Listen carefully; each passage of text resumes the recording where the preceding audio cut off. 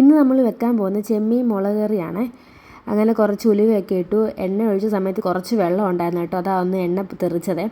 അങ്ങനെ കൊച്ചുള്ളിയും പച്ചമുളകും ഇട്ട് നന്നായിട്ടൊന്ന് വഴറ്റിയെടുത്തേ. അത് നന്നായിട്ടൊന്ന് വഴറ്റിയ ശേഷം നമുക്ക് ഇഞ്ചിയും വെളുത്തുള്ളിയും ഒന്ന് ചതച്ച് തിരിപ്പുണ്ടായിരുന്നു, അതും ഇട്ട് കൊടുത്തു. അങ്ങനെ അത് നന്നായിട്ടൊന്ന് മൂത്ത് കൊടുത്തപ്പോഴത്തേന് തക്കാളി അരമുറി എടുത്തിട്ടുള്ളത്. നമ്മൾ പുളിവെള്ളം ഒഴിക്കുന്നുണ്ട്, അതുകൊണ്ട് തക്കാളി അരമുറി എടുത്ത് അതൊന്നിട്ട് നന്നായിട്ടൊന്ന് മൂത്തതിന് ശേഷം കുറച്ച് മഞ്ഞൾപ്പൊടിയും മുളക് പൊടി ഇടുന്നുണ്ട്.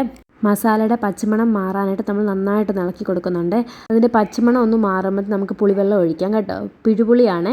അതിൻ്റെ വെള്ളം ഒഴിച്ചതിന് ശേഷം അതൊന്ന് ഇളക്കി കൊടുത്ത് നമുക്ക് ആവശ്യത്തിനുള്ള വെള്ളം ഒഴിച്ച് നന്നായിട്ട് ഒന്നുകൂടെ ഇളക്കി കൊടുക്കാവേ. ശേഷം നമുക്ക് ആവശ്യത്തിനുള്ള ഉപ്പിടാം കേട്ടോ. കുറച്ച് ഉപ്പിട്ട് നോക്കിയിട്ട് ഇനി വേണമെങ്കിൽ ഒന്നും ഇട്ടാൽ മതി. അങ്ങനെ തിളച്ച് കഴിയുമ്പോഴത്തേന് നമ്മൾ നമ്മുടെ ചെമ്മീൻ പറക്കിയിടുന്നുണ്ട് കേട്ടോ.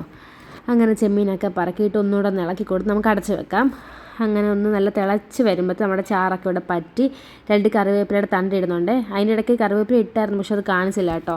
അങ്ങനെ നമ്മുടെ കറി ഇവിടെ റെഡി ആയിട്ടുണ്ട്. അപ്പോൾ ഇന്നത്തേക്ക് ഇത്രയേ ഉള്ളൂ. ബായ്.